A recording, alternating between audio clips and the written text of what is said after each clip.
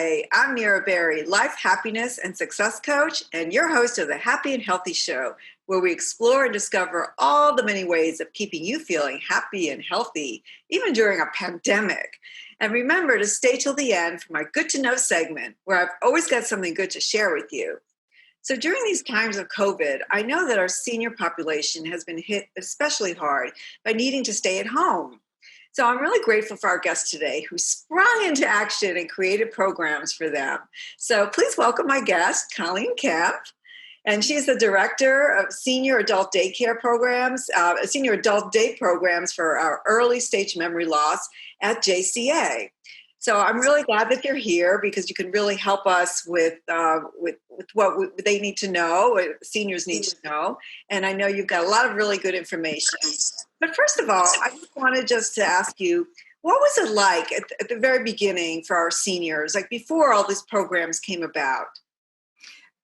So do you mean what they were doing in their programs before?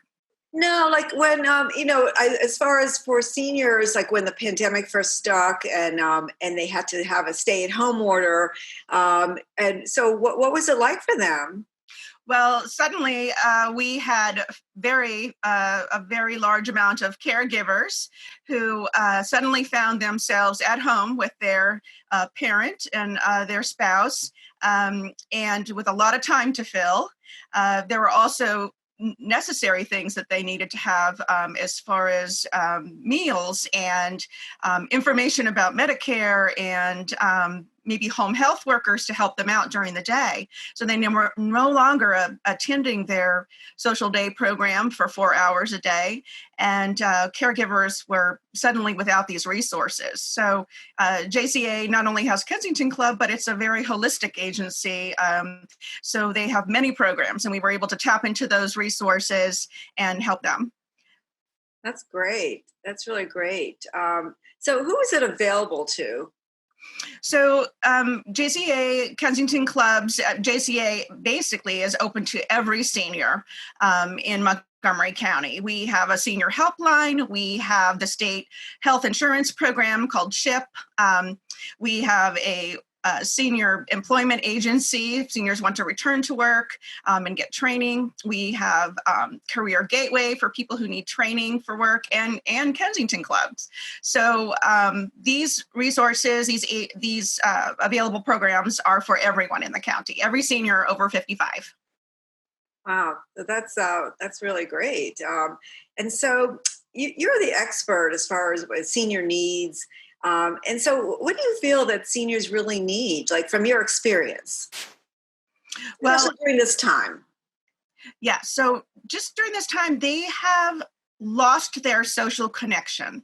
That is one of the most important things. Everyone has a friend that they can arrange to see, to talk to confide in. And even when you have memory loss, you need that. We have seniors that come to the program and they each have a gap that needs to be filled. So they may have a spouse that has recently passed away. They may have relocated from another state. They may have had a friends group that was beginning to be too challenging to be involved with. We've even had sad stories. We've had a senior who came to our program who was involved with a book club for 20 years from the time that her children were young. And she was falling behind, was showing symptoms of her disease and repeating herself. And her husband said he drove her to the book club and it was not there. They had moved the book club and not told her. So, we have people who come to our door who say to us in many words, we need new friends, we need a new support, and we're able to provide that for them. That's amazing that you can do that. So what you mentioned about loneliness, and I guess they're feeling isolated. What are the risks of the seniors with loneliness and isolation and maybe like no stimulation? Oh, yes. I mean, most researchers conclude that feeling lonely as opposed to being alone is considered a major risk factor for dementia. It's the perceived absence of those social connections that really manifest the symptoms of this disease. So it's not just some people like being alone. Some people enjoy that alone time.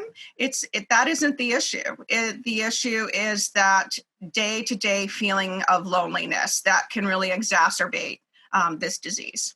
Are there, is it harder for people that have dementia in understanding and just dealing with the situation? Oh, yes. Really, the Lancet had published an article not long after the pandemic, right after the governor had declared that all senior groups, could not meet anymore. And basically, they are more at risk. They might have limited access to accurate info about the pandemic, especially if they're living alone with a part-time caregiver. They might have difficulty remembering safeguard procedures like wearing a mask, making sure they wash their hands. After they shake somebody's hand, they may wonder why their neighbors are not interacting with them anymore. They don't understand the public health information or quarantine measures, which can really increase their exposure to infection. 50 million people worldwide are affected by dementia. And someone is diagnosed every 3 seconds. So this in itself is a pandemic of sorts. And when you think of all the seniors who have this diagnosis, they are very much at risk. Mm. Yeah, it's tough. It really is tough. So I know that you sprung into action and set up some programs, which I really want to highlight. But just overall in general, like how do your programs help them? So we really wanted to make sure that we continued their social connection. That was first and foremost. I mean, our goal for all of our programs at Kensington Clubs are to make sure that people are happy and that they're safe and healthy, maintain health during this time. And so we wanted to make sure that we did that, not only in person when they were coming to the club, maybe once or twice a week, 4 hours at a time, but we really had to think quickly, how could we keep their social connections alive? It's interesting because I had, right after the pandemic happened, I went and did a lot of research, and I go to the Lancet, which is a scientific journal, and they had one of the most simple pieces of advice that they had in a journal to help seniors with dementia said interventions could simply involve more frequent telephone contact with significant others, friends and family. So that really helped me develop our very first program, which was Kensington Club Phone Pals, which we started a week after the governor closed our program. And I know that your programs. I know you have several other programs that I want to highlight, but I know that they help so many people. But a lot of them were developed by therapeutic. Therapists, as far as activities and Yes. the nutrition aspect, right? And wellness and just encouraging cognitive activities, things like that, right? Yes, it's so important. So it is possible. People with dementia have cognitive reserve, and we really cash in on that. So we like to tap in using therapeutic activities. So music and art and recreation and poetry. And we actually administer a leisure interest survey when they come to the club, when they would come in person. And from that, we would determine what kind of interests they had, and our groups would then be determined by those interests. So it's really a member-centered program. So we know that those activities are needed to, fill that gap. And we consider it lifelong learning, that you can still learn as long as you are able. Wow. And so how do you do like some of the things virtually, like as far as music and what the other programs that you have? Yes. So we basically we found ourselves, our staff, a very willing and creative staff, right at the time of closure, to say, what could we put in place? We decided to have a 3-part program that would open phase by phase. And the first phase was Kensington Club Phone Pals, because that was the easiest. We had a wonderful and willing volunteer group from the Sixth and I Synagogue in Washington, D.C., who said, hey, we have some extra time on our hands. Can we help you? So we quickly trained them. I wrote a guide, and we trained them about, how to talk to people with early dementia on the phone and to offer your friendship and support. And everyone was background checked. And so that was really helpful. We talked about things in the here and now. That's very important for people with dementia. So anybody can do this at home. You do not, it's very difficult. You straddle that line between, reminiscing. You want to reminisce with your loved one with dementia to say, do you remember this? Do you remember this? But sometimes they don't remember. So that can become a big source of stress. So instead, you want to talk about things in the here and now. So we stress to our phone volunteers to say, what's the weather like? Look outside your window. What do you see today? And so that provided a source of conversation. Pretty soon that kind of evolved into word games. So some of our phone volunteers will play word games with them on the phone, and that's really nice. So our second program, we had that program started right away. And about a month later, we were able to work with Montgomery County for a grant that we had been given, and pivot our in-person program and start a recorded program. So we decided with a survey with our caregivers that they were not quite ready for Zoom. I think everybody was kind of thrown into the Zoom culture really quickly, but a lot of our caregivers are over 65 and we're not familiar with that. So what we did, we said, well, are you familiar with YouTube? And all of them said yes. So, it was a matter of clicking on a YouTube video. They felt like they could do that. So, Great idea. Yeah. So we brainstormed with our staff, and we were able to come up with a 12-week video format. And in that format, we included all the important elements of Kensington Clubs. So all of the social aspects, and of course, we started with our therapeutic. So recreation and art and music and poetry, which is very important to them, humor and history and travel, because a lot of people were not able to get out and travel. So these videos are about an hour long, and we offered them once a week. And it was just a real big source of delight for a lot of the families, because they were able to see the staff on camera and enjoyed that a lot. Well, that's great. Well, I want to hear more about these programs and how you did them on YouTube and how they come across. But we're just going to take a break right now, and so stay tuned. We'll be right back, and we'll look forward to seeing you back here. Do it for your roommates. Do it for your teachers. Do it for your crush. When it comes to wearing a mask, staying 6 feet apart, and avoiding large gatherings, do it for everyone in your life. Together, we can keep COVID-19 out of school. Hi, welcome back. You're watching Happy and Healthy. I'm Nira Berry, your host, and we're going to continue speaking with our guest today, Colleen Kemp, and we're going to speak about senior programs.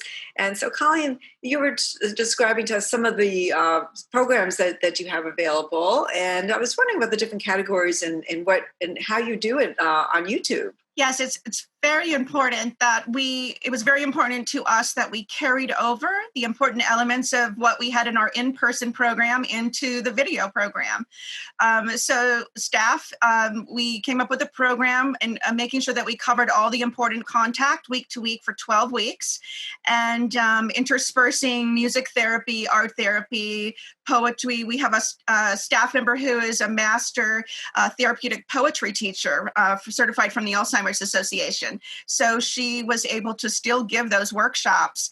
And so then what she would do is she would ask some of the members to please send in your poems when she would give the workshop. And she would then, the next time that she was on the video, she would read the poetry. So we tried to make it as interactive as possible. Since it wasn't like a Zoom platform where it was live, we also did this with artwork as well. So we were able to show the artwork on the screen and things like that. But I wanted to read to you a note that we had from one of our members. His name was Lee. He had a very strong interest in literature as he was a playwright before COVID, and he actively participated in poetry groups at Kensington Club. And then after we had the Kensington Club on screen videos, he continued. And his wife was so touched by it that she wrote us a letter. And this was after a lesson on haiku. So she says, this poem represents many hours of Lee sitting at his desk, trying to put his thoughts on paper, having to rewrite and adhere to the haiku structure. It was very difficult for him to deal with 5 syllables rather than 5 words. He often wrote lovely phrases, but alas, they exceeded the syllabic limits.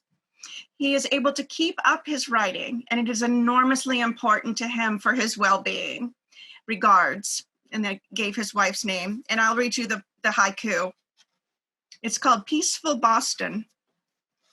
Peaceful streets, warm sun.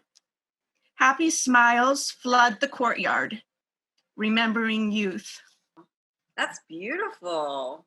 So it's really touching. It is just so impressive to all of us that the members are still able to keep up exercise. We have a seated yoga teacher who has really involved reached out to all of the members.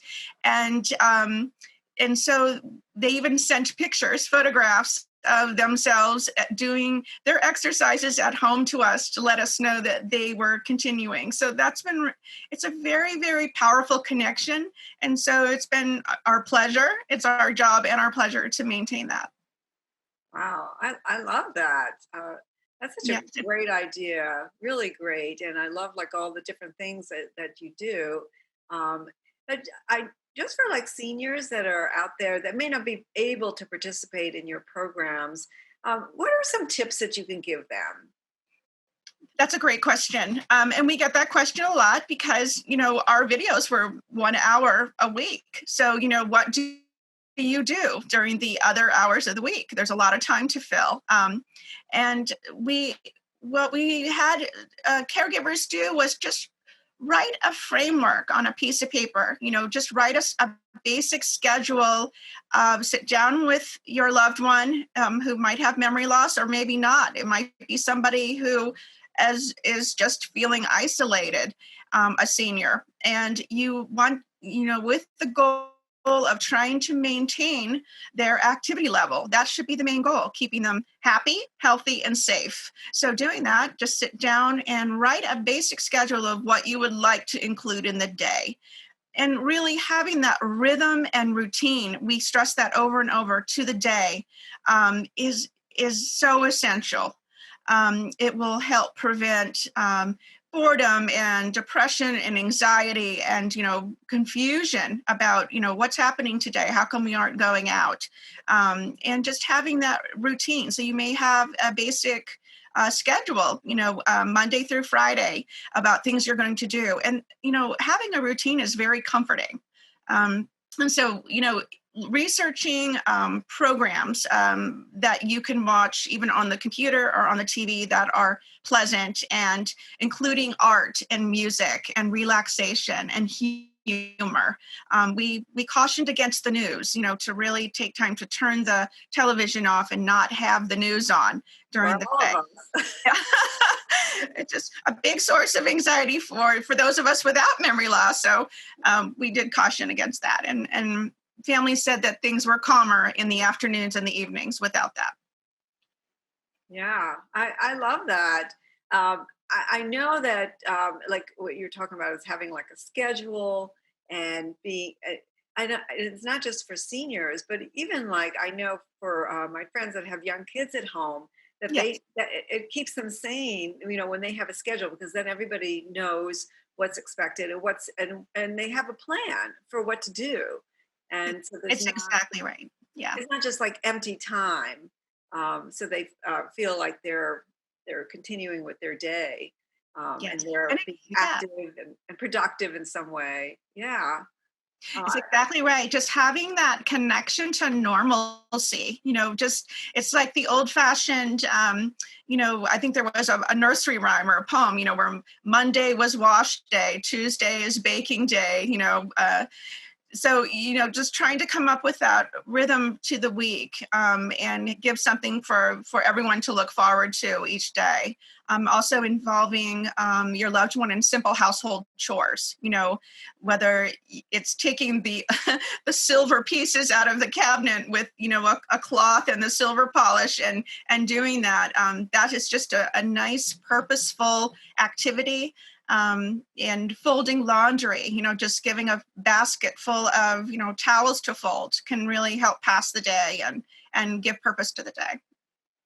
yeah, that's really good information for everyone at this point. It really Yeah. is. But I can see, especially for seniors, that's really important. So I know you also have live programs, right? Yes, yeah. So that was our third and final phase of our pivoting programs, from in person to virtual, and we call this program KC Live. And so it started actually about mid June. We surveyed the families again to ask them if they thought they might be ready. So we closed. Our last day in person was March the 13th, I think, and so that had been that amount of time, for them to really feel comfortable with Zoom and know what it is. And by then they had started Zooming with family members and slowly learning the platform. So we started with our art therapist and our music therapist and our therapeutic poetry and seated yoga. We started with those groups first in June, and the response was overwhelming. It was just so enjoyable. Our fear was that nobody would really remember each other, because this was these 40 members who had been getting together for a year, and had not really seen each other in that many months. And so the first Zoom was just so much fun, because they started waving at each other and greeting each other on the Zoom. And so the response was tremendous. So now, here we are 2 months later, and we are having 2 Zooms a day offered to them, 1 to 2.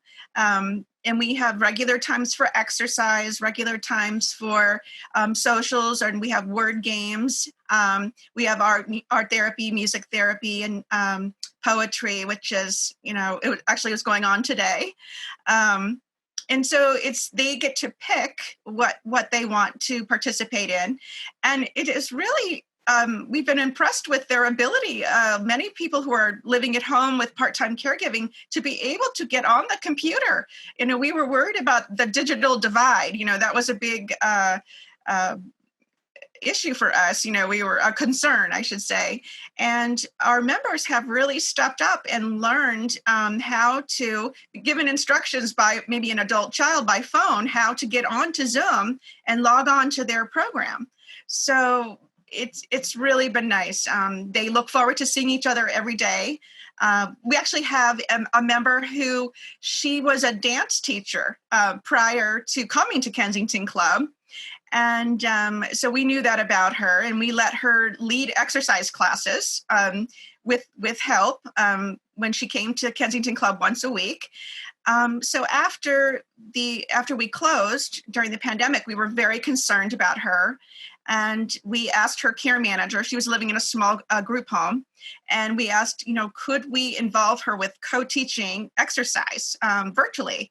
And everybody put the pieces into place. Her care manager from Aging Networks Services is just wonderful, and her nurse at the assisted living, and we started co-teaching. So we did it together, and she's just been thriving. She really, really enjoys that.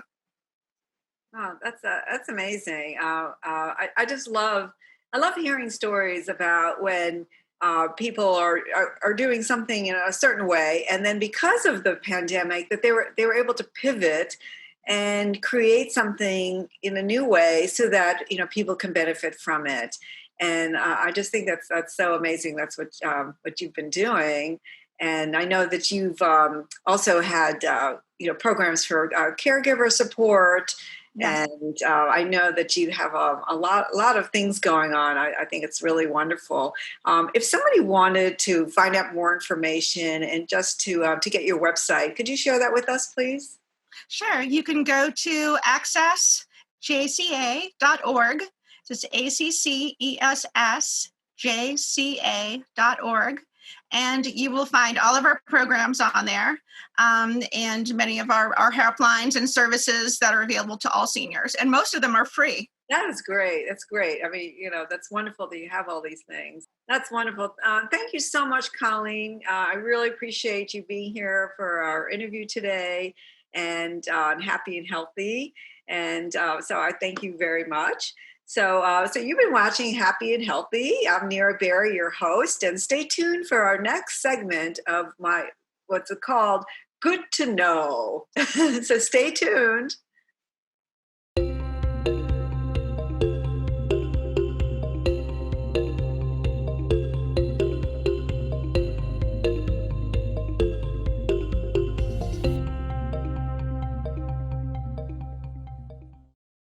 Hi, I'm Nira Berry, happiness, success, and life coach, and your host of Happy and Healthy. And now it's time for Good to Know, where I've always got something good to share with you. And as part of my series on success in work and in life, I want to speak to you today about living life fully, full of vitality, even within a pandemic.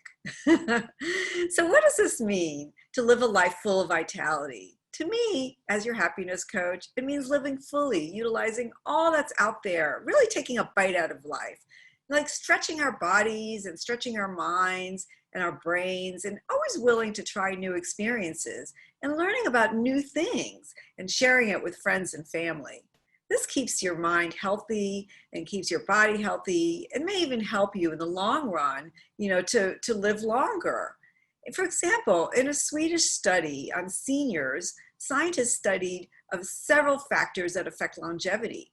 They studied a few thousand seniors and that were over 75 years old, and they followed them for 18 years.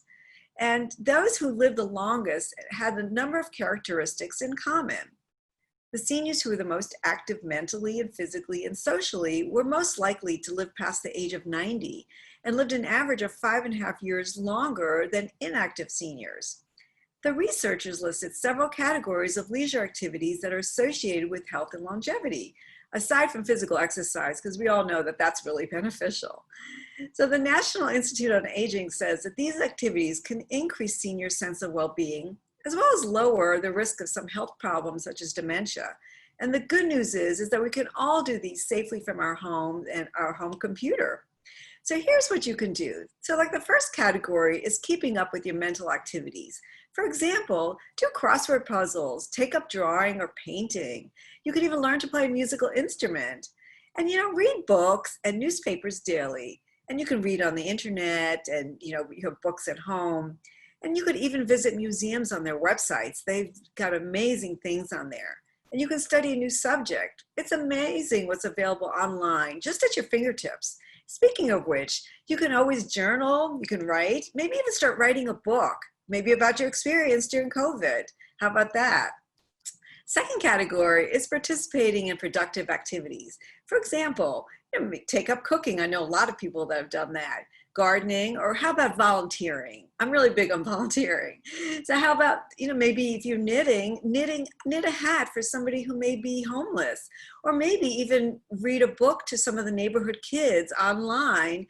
And, that would really help you, help the child, and also help their parent. Wow, a virtual productive activity trifecta. That's amazing.